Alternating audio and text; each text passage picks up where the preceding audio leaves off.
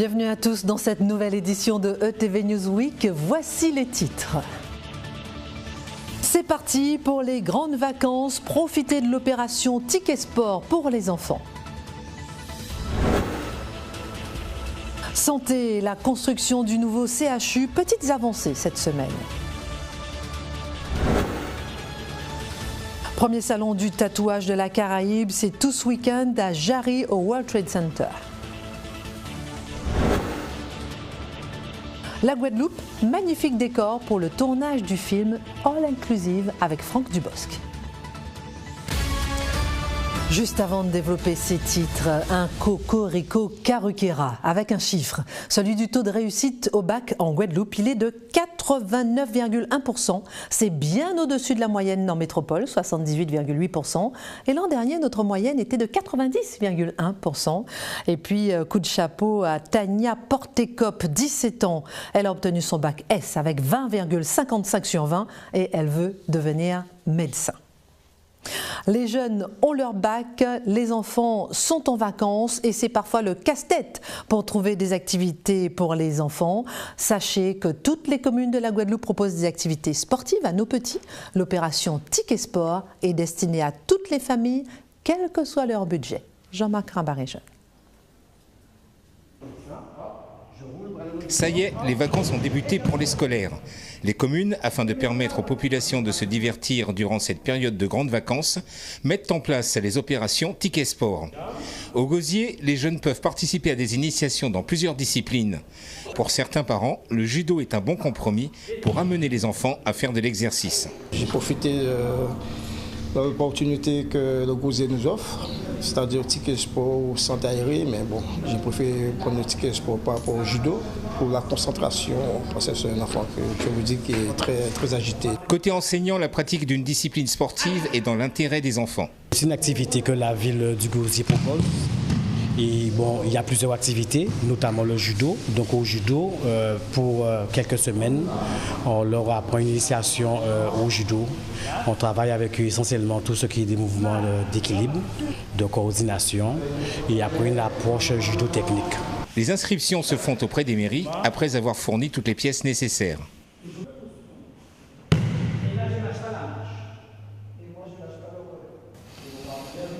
L'impact de l'Europe dans le quotidien des citoyens, c'est l'un des objectifs du Joli Mois de l'Europe. Voici les précisions de Mike Saint-Auré. C'est à l'espace régional du Rézé qu'Interreg Caraïbes présentait son programme de coopération territoriale européenne permettant aux opérateurs de la Guadeloupe, Guyane, Martinique et Saint-Martin de mettre en œuvre des projets gagnant-gagnant avec leurs voisins de la Caraïbe, soit plus d'une quarantaine de pays et territoires. Le programme Interreg Caraïbes soutient des projets assez emblématiques et l'idée de cette réunion était de les faire connaître, de mieux les valoriser, de manière à ce que la contribution de l'Union européenne dans nos territoires, Guadeloupe, Martinique, Guyane, Réunion, soit mieux connue. Donc on a comme groupe cible la presse, puisque la presse est un vecteur qui permet justement de relayer cette information au niveau du grand public. Donc on a voulu faire une manifestation spécifiquement consacrée à la presse, d'une part pour qu'elle soit mieux informée sur le programme, informée sur les projets qu'on soutient, et pour qu'elle puisse ensuite être notre relais, notre partenaire dans la circulation d'informations auprès du grand public. D'où cette manifestation de ce jour qui est une première, qui est amenée à être reconduite pour créer ce partenariat de fait avec la presse, de manière à ce que la contribution de l'Union européenne et l'action de la région Guadeloupe en tant qu'autorité de gestion soient mieux connues et mieux valorisées. De ce fait, Interreg Caraïbes bénéficie d'un budget d'environ 85 millions d'euros, dont 64 au titre du Fonds européen de développement régional. Donc depuis 2 ans, la région dispose d'une enveloppe au titre du Fonds européen de développement, le FED, qui lui permet d'avoir un double levier financier.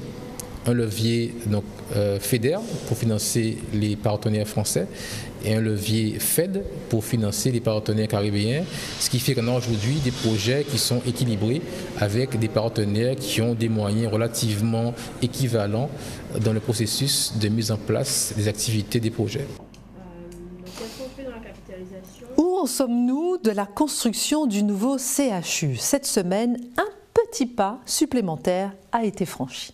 Mike Saint-Auret. Les clés sont déposées dans les mains des nouveaux ouvriers. Le groupement EDT-STPA a terminé les travaux de terrassement et cède le chantier au groupement Pizzarotti-Sotradom, en charge des travaux de construction, des fluides, des équipements et des finitions du futur CHU. Il faut dire que c'est un immense chantier, puisque 19 hectares, un gros projet sur 5 ans.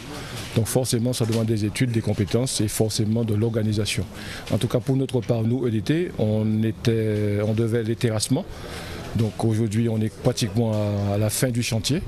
Donc on fait la passation aujourd'hui sur 90% du chantier et une petite zone qu'on doit terminer après l'intervention de l'ICM en septembre-octobre.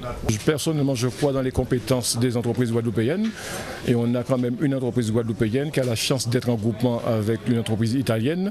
Donc je pense, connaissant forcément le terrain et les hommes, donc c'est une bonne alliance et je pense que c'est de bon augure pour la Guadeloupe. Nous avons pris possession du terrain, ce qui va nous permettre de démarrer officiellement les travaux avec pour objectif début janvier les grues montées, l'installation de chantier terminée et le début des travaux béton.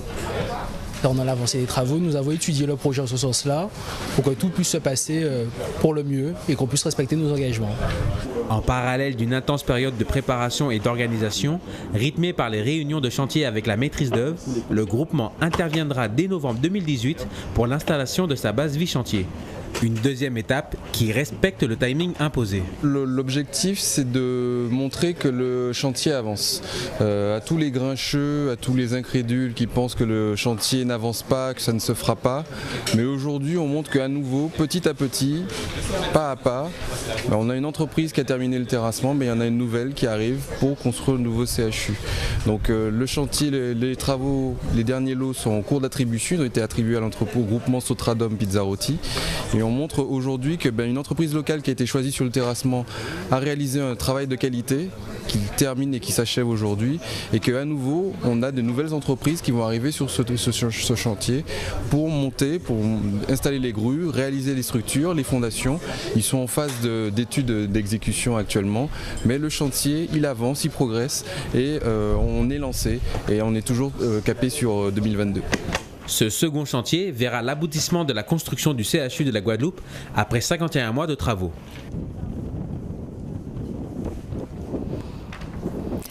Tatouez-vous, mais choisissez bien. Le premier salon du tatouage de la Caraïbe se déroule tout ce week-end en Guadeloupe. Une quarantaine de professionnels venus également de l'Europe et du Pacifique. Objectif, tout faire savoir sur le tatouage. Jean-Marc Rabarijeune.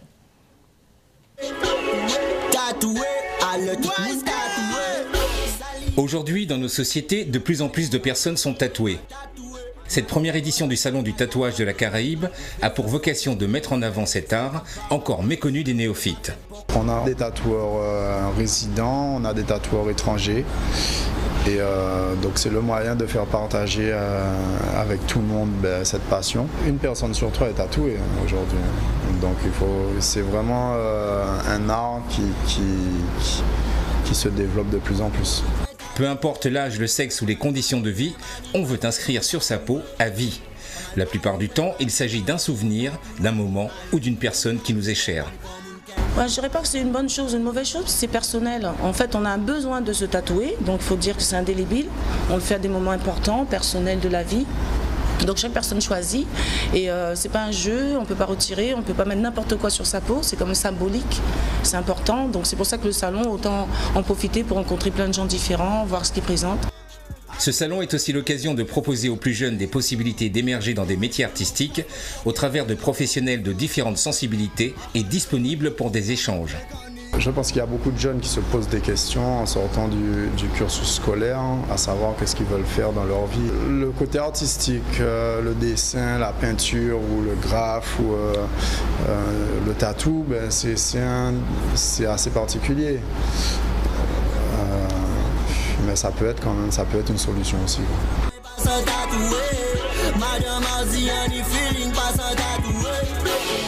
France Antilles lance un nouveau magazine Vacances au pays. Il est réalisé en partenariat avec le comité de tourisme. Mike Saint-Auret. France Antilles présente son nouveau magazine Vacances au pays, un magazine annuel dans lequel sera répertoriées toutes les activités touristiques et culturelles présentes en Guadeloupe. Ce n'est pas tout à fait un nouveau magazine, c'est simplement un magazine annuel de France Antilles qui s'appelle Vacances au pays, qui fait 200 pages et qui est donc une suite d'articles, textes et photos rédigés par des experts, 45 experts de la Guadeloupe. Alors vous avez des experts en histoire, vous avez des experts en vie marine, des experts en promenade, en balade, des experts en vie nocturne, des experts en musique. Vous avez Hector Poulet qui est un linguiste et un écrivain connu. Vous avez Frédéric Régent qui est président au niveau national du comité pour la mémoire de l'esclavage, qui est un historien réputé.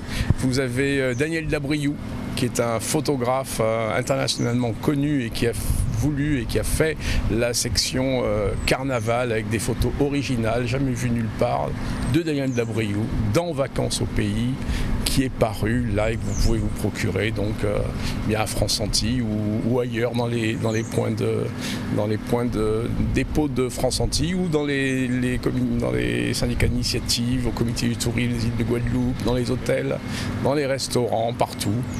Et en juillet prochain, si nous sommes toujours là, eh bien vous en aurez un nouveau qui sera donc Vacances au pays 2019-2020. Comme celui-ci, c'est Vacances au pays 2018-2019. Le réalisateur de la série de films Camping a choisi la Guadeloupe comme décor pour sa prochaine réalisation qui réunit devant la caméra notamment Franck Dubosc ou encore Josiane Balasco. Mike Saint-Auré. D'un côté, le désert complet, mais de l'autre, ça s'active dans tous les sens. Le dernier jour de tournage du film All Inclusive avait lieu au cœur de Pointe-à-Pitre. 40 jours intenses pour le prochain long métrage de Fabien Oteniente, dans lequel nous pourrons retrouver Franck Dubosc ainsi qu'un visage familier. Ça fait un petit moment nous prend goût là. Aujourd'hui là, bon, c'est vrai que c'est un film qu'on se voit, qui a une idée des très gros acteurs dedans, des acteurs français, comme Franck Dubosc ou bien FX de maison. Donc c'est vrai que pour nous, déjà pour la Guadeloupe, même c'est Jean Belbitin, qui a fait une tournée ici dedans, pratiquement, on peut dire même 90% des films la tournée ici dedans, donc c'est un bilan qui est très positif. Et surtout qui a pensé qu'il fait une belle publicité aussi dans la Guadeloupe. Donc pour toute la Guadeloupe, ça bien. Ça fait longtemps pas fait ça, depuis Neg Marron, tu vois. Donc c'est vrai que donc d'être à côté des grands acteurs qui ont été là, et puis réalisateur là, Fabien, qui est un très grand réalisateur, donc au cas peut apprendre certaines petites astuces et on était très agréablement surpris. Il lui-même dit moi qu'il a joué très bien et que ça passait très bien et que bon, ça a fait plaisir quoi. Donc ça remonte nous que nous on peut continuer dans ce sens-là, continuer dans ce sens-là.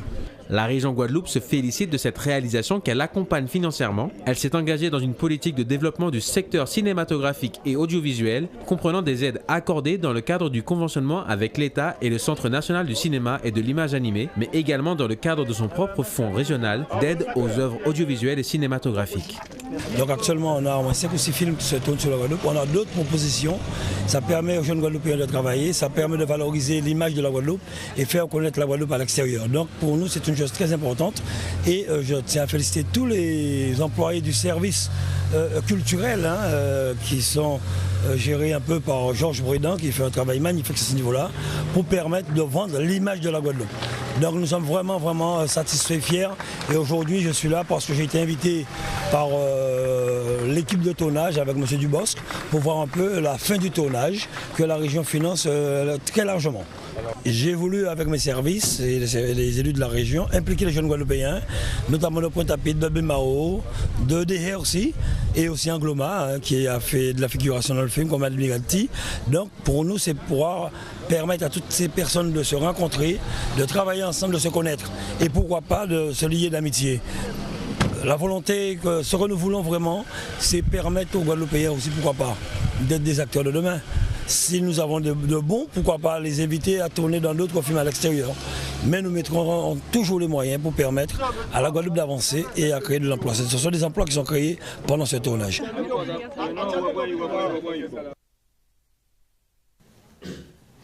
Et puis c'est un long week-end chargé et festif. Coupe du monde de football, fête du 14 juillet avec des feux d'artifice un peu partout en Guadeloupe. Profitez-en bien. C'est la fin de cette édition. Merci de nous avoir suivis.